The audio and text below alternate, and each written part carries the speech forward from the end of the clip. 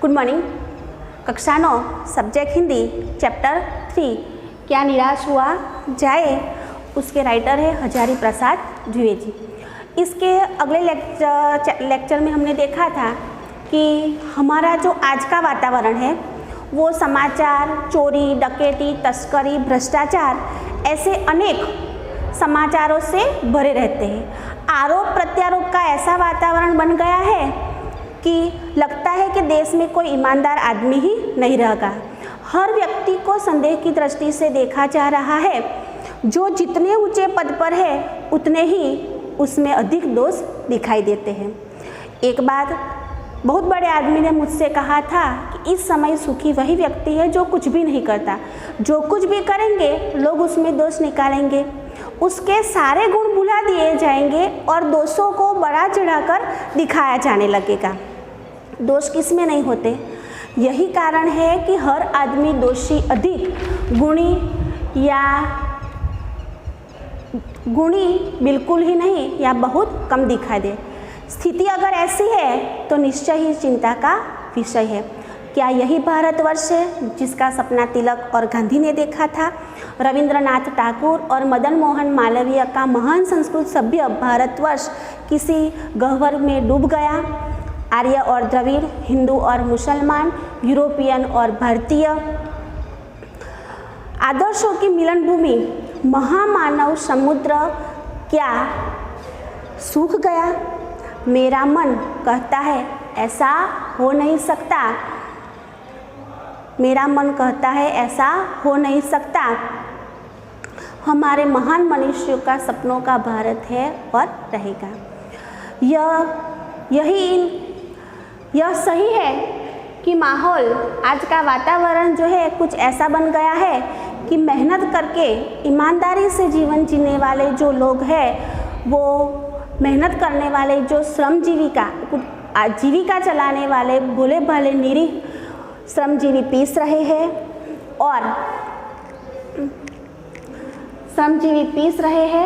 और जो झूठ और फरेब का धोखागिरी करने वाले लोग फल फूल रहे हैं। स्थिति है अगर ऐसी ही है तो ईमानदारी को मूर्खता का पर्याय समझा जाने लगा है। सच्चाई केवल भीरू और बेबस लोगों के हिस्से पड़ी है। ऐसी स्थिति में जीवन के महान मूल्यों के बारे में लोगों की आस्था हिलने लगी है। परंतु ऊपर जो कुछ दिखाई दे रहा है यह बहुत ही हाल मनुष्य निर्मित त्रुटियों की देन है। सदा मनुष्य बुद्धि और नई परिस्थितियों का सामना करने के लिए नए सामाजिक विधि निषेधों को बनाती है। उनके ठीक साबित न होने पर उन्हें बदलती है। नियम कानून सबके लिए बनाए जाते हैं, पर सबके लिए कभी कभी एक ही नियम कानून सुकर नहीं होते। सामाजिक कायदे कानून कभी युग युग से परीक्षित आदर्शों से टकराते हैं। इसके ऊपरी आडोलित भी होते हैं। पहले भी हुआ है, आज भी होगा। उसे देखकर हताश हो जाना ठीक नहीं है। भारतवर्ष ने कभी भी भौतिक वस्तुओं के संग्रह को बहुत महत्व नहीं दिया है। उसकी दृष्टि से मनुष्य के भीतर जो आंतरिक तत्व स्थिर भाव से बैठा हुआ है यही परम और चरम है। लोभ, मोह, काम, क्रोध आदि विकार मनुष्य में स्वाभाविक रूप से विद्यमान रहते हैं, परंतु उन्हें प्रधान शक्ति मान लेना और उसी के आधार पर अपने मन और बुद्धि को लाना वो बहुत ही निकृष्ट आचरण है। भारतवर्ष ने कभी भी उचित नहीं माना है। उन्हें संयम के बंधन से बांधकर रखा गया है, परंतु भूख की उपेक्षा नहीं की जा सकती। बीमार के लिए दवा की उपेक्षा नहीं की जा सकती। गुमराह को ठीक रास्ते पर लाने की उपेक्षा नहीं की जा सकती। गुमराह यानी जो रास्ता भूला हुआ है उसे सही रास्ते पर लाने की उपेक्षा नहीं की जा सकती। उसके लिए पर्याप्त प्रयास करके उसे ठीक रास्ते पर लाया जाता है। हुआ यह है कि इस देश में कोटि कोटि दरिद्र जनों की हीन अवस्थाओं को दूर करने के लिए ऐसे अनेक कायदे कानून बनाए जाते हैं जो कृषि, उद्योग, वाणिज्य, शिक्षा, स्वास्थ्य की स्थिति को सुचारू और उन्नत बनाने के लिए लक्ष्य से प्रेरित है। परंतु जिन लोगों को इन कार्य में लगना है उनका मन हर वक्त पवित्र नहीं होता। प्रायः वे ही लक्ष्य को भूल जाते हैं और अपनी सुख सुविधाओं की ओर ज़्यादा ध्यान देने लगते हैं। व्यक्तिचित्त सब समय आदर्शों द्वारा चलित होता है। जितने बड़े पैमाने पर इन क्षेत्रों में मनुष्य की उन्नति के विधान बनाए गए हैं, उतनी ही मात्रा में लोभ मोह काम क्रोध उनकी मात्रा भी वैसी ही होती है। परंतु इससे भारतवर्ष के पुराने आदर्श अधिक स्पष्ट रूप से महान और उपयोगी दिखाई देने लगते हैं। भारतवर्ष ने सदा कानून को धर्म के रूप में देखता रहा है। आज एकाएक कानून और धर्म में अंतर कर दिया गया है। धर्म को धोखा नहीं दिया जा सकता, कानून को दिया जा सकता है। यही कारण है कि लोग धर्मभीरु हैं। वे कानून की त्रुटियों से लाभ उठाने में संकोच नहीं करते। इस बात के पर्याप्त प्रमाण खोजे जा सकते हैं कि समाज के ऊपरी वर्ग में चाहे जो कुछ भी हो रहा हो, भीतर भारतवर्ष अब भी यह अनुभव कर रहा है कि धर्म कानून से बड़ी चीज़ है। अब भी सेवा, ईमानदारी, सच्चाई और आध्यात्मिकता के मूल्य बने हुए हैं। वे दब अवश्य गए हैं लेकिन नष्ट नहीं हुए। आज भी वह मनुष्य से प्रेम करता है, महिलाओं का सम्मान करता है, झूठ और चोरी को गलत समझता है, दूसरे को पीड़ा पहुंचाने को पाप समझता है।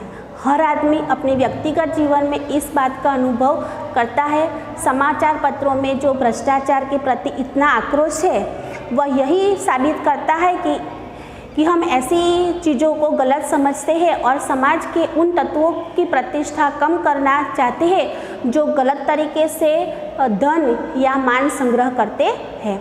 दोषों का पर्दाफाश करना बुरी बात नहीं है। बुराई यह मालूम होती है कि किसी के आचरण के गलत पक्ष को उद्घाटित करती है। उद्घाटित करते समय उसमें रस लिया जा सकता है।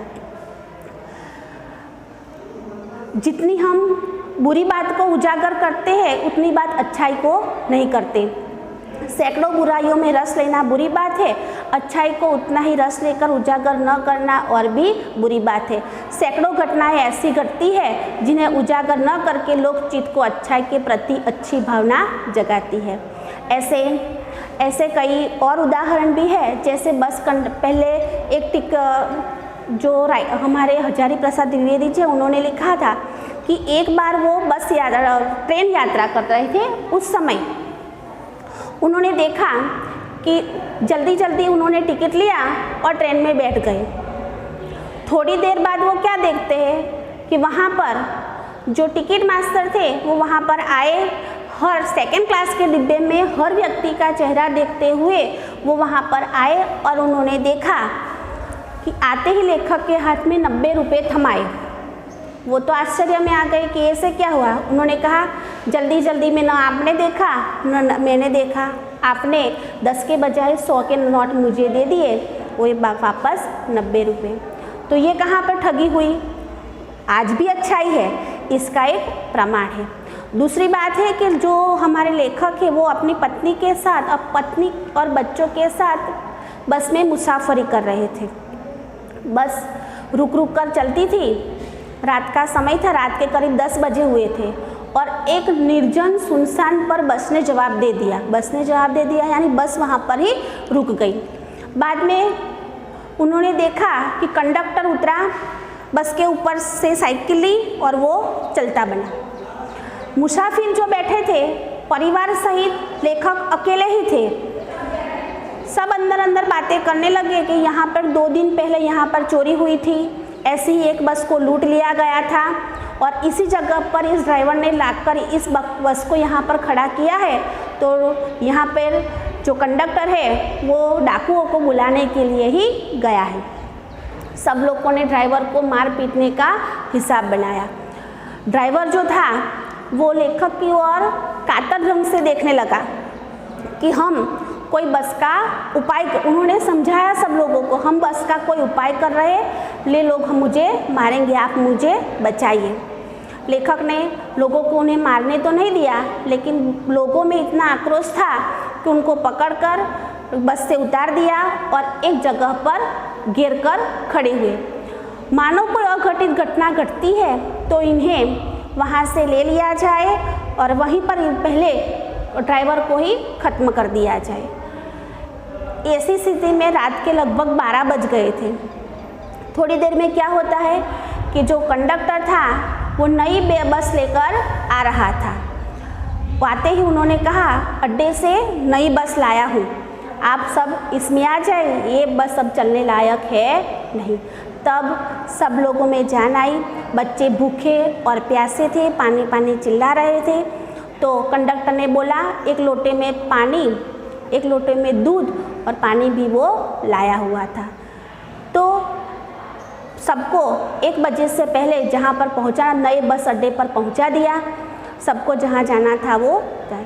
तो ऐसे जीवन में अनेक घटनाएं घटती है जिससे द्वारा हमें पता चलता है कि आज भी देश में सच्चाई, ईमानदारी, प्रामाणिकता, आध्यात्मिकता जैसे सभी ऐसे भी व्यक्ति रहते हैं। तो मेरे मन निराश होने की ज़रूरत है नहीं। नेक्स्ट अगले चैप्टर में देखेंगे।